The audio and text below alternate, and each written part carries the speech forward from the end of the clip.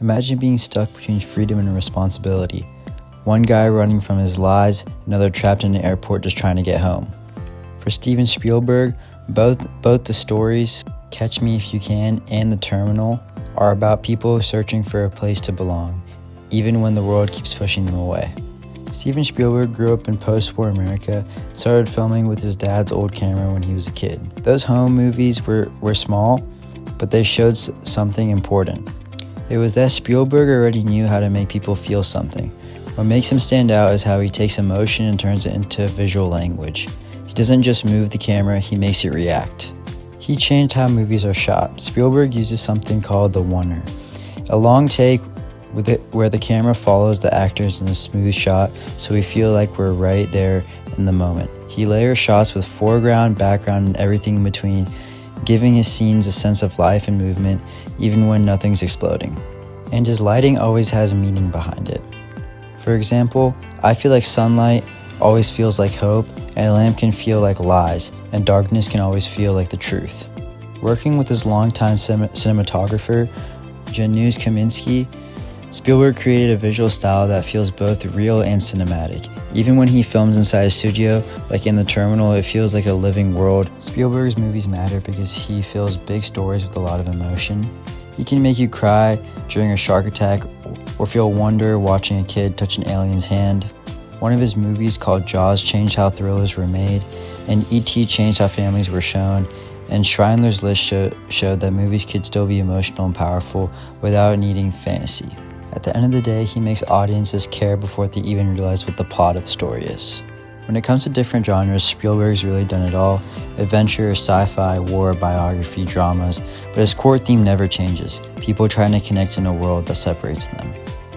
And in The Terminal, Victor Navarsky gets trapped between countries, not allowed to go home or move forward. Catch Me If You Can, with the main character Frank Abagnale, lies his way through life, pretending to be someone he isn't because he feels invisible. But in the end, both characters just want a place where they can belong, and that's the heart of most of Spielberg's stories. Drop it! Relax! You're late, all right? My name's Alan, Barry Allen, United States Secret Service. Your boy just tried to jump out the window. My partner has him in custody. I don't know what you're talking about. What, you think the FBI are the only ones on this guy? I mean, come on. Come on, he's dabbling in government checks here. I've been following a paper trail on this guy for months now. Hey, you mind taking that gun out of my face? Please, really. I mean, it makes me nervous. We see some credentials. Yeah, sure. Take my whole wallet. You want my gun, too? Come over here, take my gun. Hey, look, just do me a favor. Take a look outside. Look out the window. My partner's walking into the car as we speak. Look. Old guy almost pissed in his pants when I came through the door. He jumped right through the window onto the hood of my car. Hey, Murph. Yeah, call the LAPD again. I don't want people walking through my crime scene.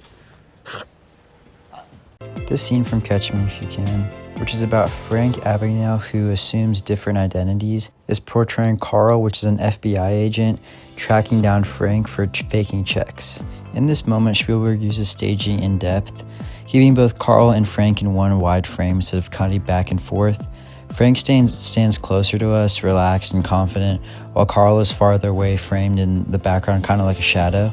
I think the distance is the main thing that stands out in this, because Frank is still in control, even though Carl has the upper hand. And I think that is in part to how calm Frank is in the situation.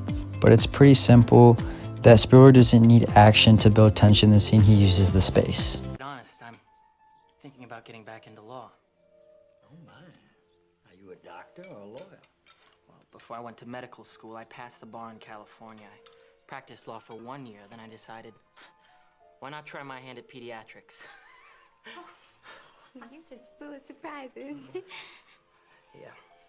In this scene, Frank pretends to fit in with his fiance's family, doing everything he can do to hide who he really is. I feel like at first the scene looks really warm and cozy, especially with the soft lighting and everybody smiling.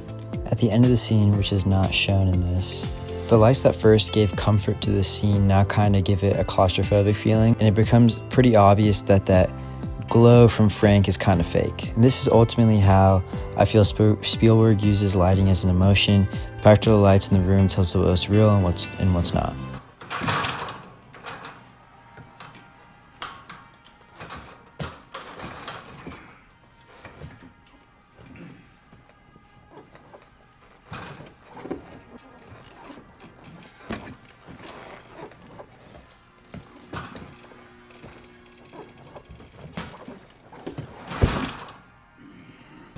In this scene, Victor, who is the main character in the terminal, is trying to find a place to sleep for the night.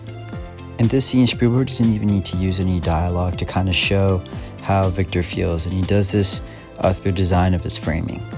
Victor is stretched out across a row of chairs in the middle of the empty terminal, surrounded by glass, metal, and most importantly, silence.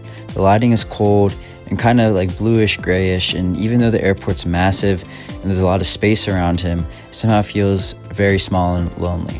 This scene makes it pretty apparent why Spielberg doesn't need dialogue here. The set design itself and the lighting do all the storytelling, and it shows how Victor is stuck in between countries, between lives, and the frame really makes us feel that isolation.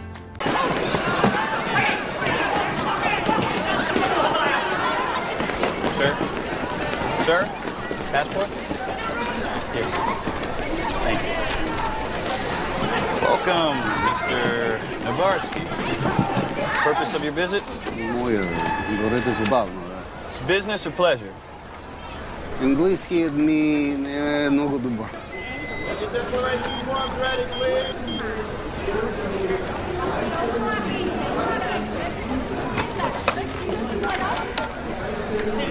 This scene takes place towards the beginning of the movie when Victor originally gets off the plane and the officer starts to ask him some questions. In this scene, there's no calm.